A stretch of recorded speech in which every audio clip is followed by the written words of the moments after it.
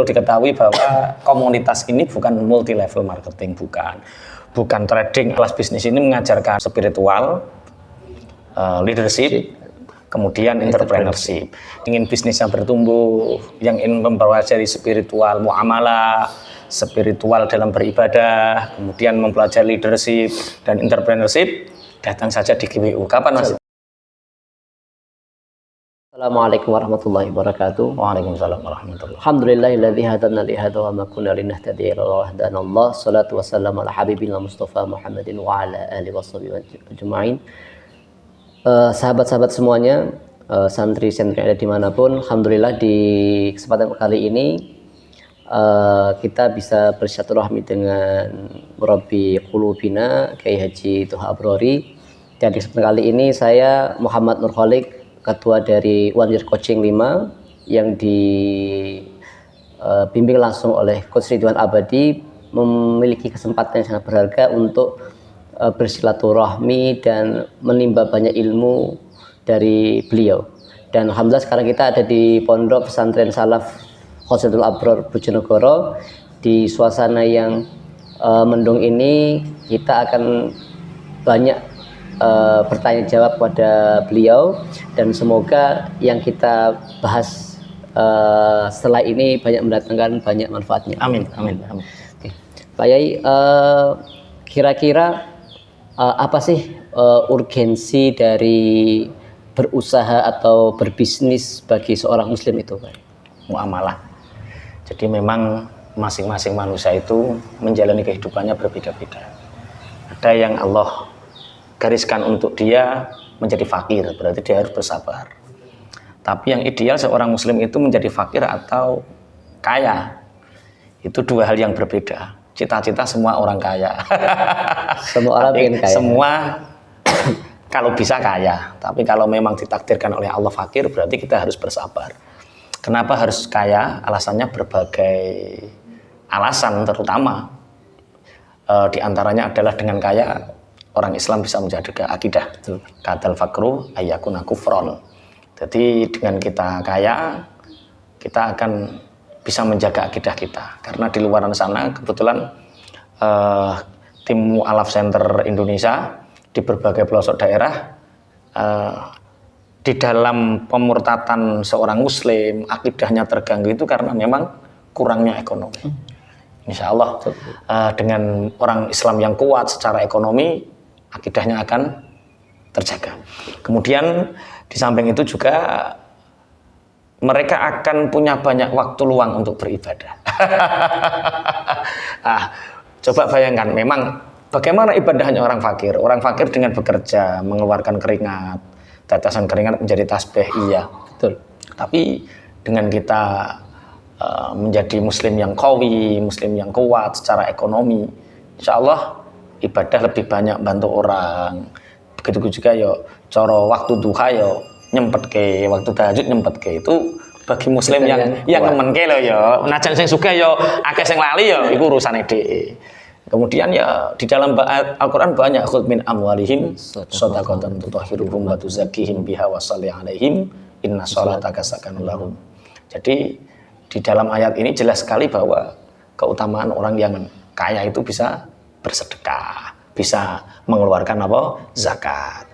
Kemudian dalam beberapa ayat yang lain, ya ayyuhalladzina amanu kutiba alaikumusyamu kama kutiba alal ladzina min qablikum la'allakum tattaqun. Sebentar lagi ini kan puasa.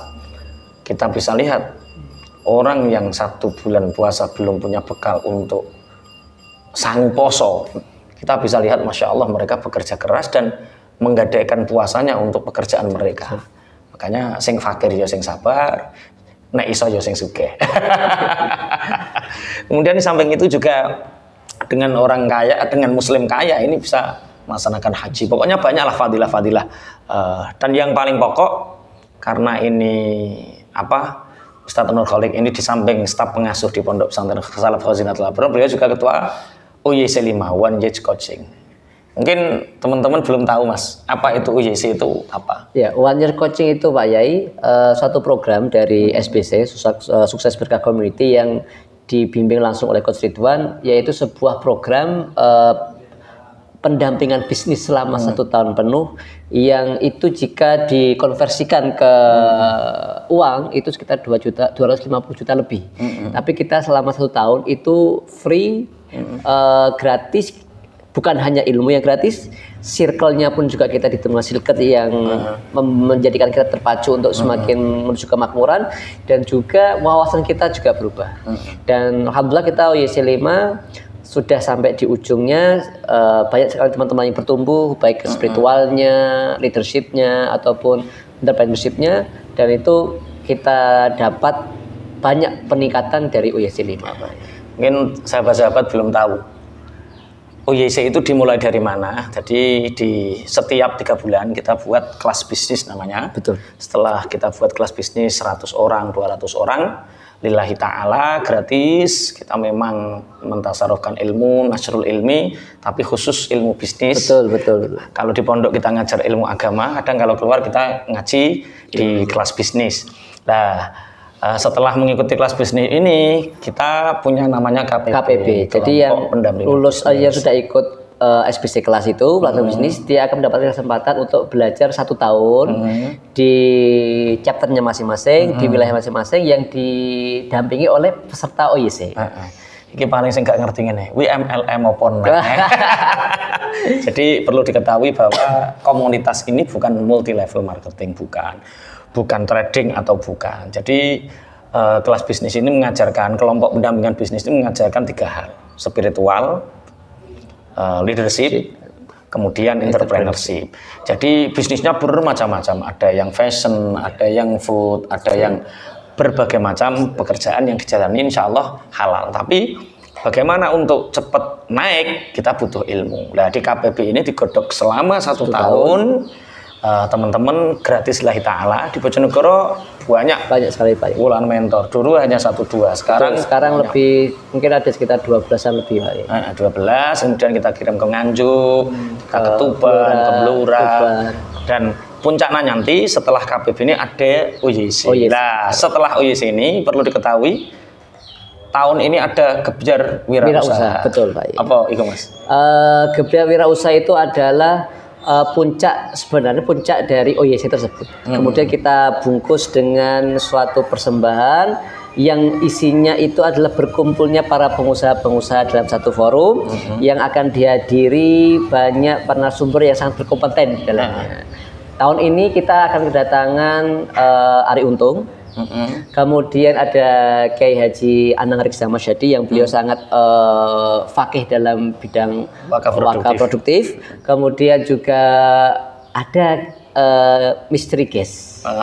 Ini ada salah satu tamu yang beliau itu punya pengalaman yang sangat besar di Indonesia, di perusahaan yang kita pakai setiap hari. Dan beliau akan mengisi acara itu. Katanya aku. Nanti kita lihat gitu. Jadi teman-teman yang ingin bisnisnya bertumbuh, yang ingin mempelajari spiritual muamalah, spiritual dalam beribadah, kemudian mempelajari leadership dan entrepreneurship, datang saja di GWU. Kapan Mas? GWU nanti akan kita adakan tanggal 11 sampai tanggal 13 Februari Pak ya. Tepatnya ada di Gedung Stan Jakarta. Jadi teman-teman di daerah Jabodetabek wajib fardu ain ke Pak ya. Wajib fardu ain untuk ikut di acara GWU, karena kalau kita nggak ikut GWU, kita akan kehilangan momen ketemu banyak para pengusaha, para orang yang bidangnya sangat bisa membantu kita, dan yang mau ikut OYC seperti saya itu tahapan pertama adalah mengikuti GWU seperti ini. Siapa yang ikut GWU maka diizinkan untuk mengikuti OYC coaching. Dan itu sangat worth it banget Pak. Itu pengusaha seluruh Indonesia, bukan keturunan. Betul.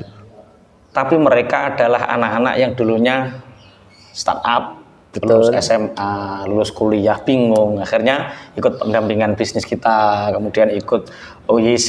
Nah, bagaimana mengikutinya? Ikuti saja GWU-nya, insya Allah. Itu yang se-Jabodetabek, teman-teman sahabat santri senior bisa ikut. Bismillah, semoga kita menjadi manusia-manusia yang kaya, berkelimpahan dan penuh berkah. Amin. Dan untuk pendaftaran Pak Yai bisa diklik di link di bawah ini nanti. Terima kasih. Terima kasih teman-teman. Assalamualaikum warahmatullahi wabarakatuh. Waalaikumsalam warahmatullahi wabarakatuh.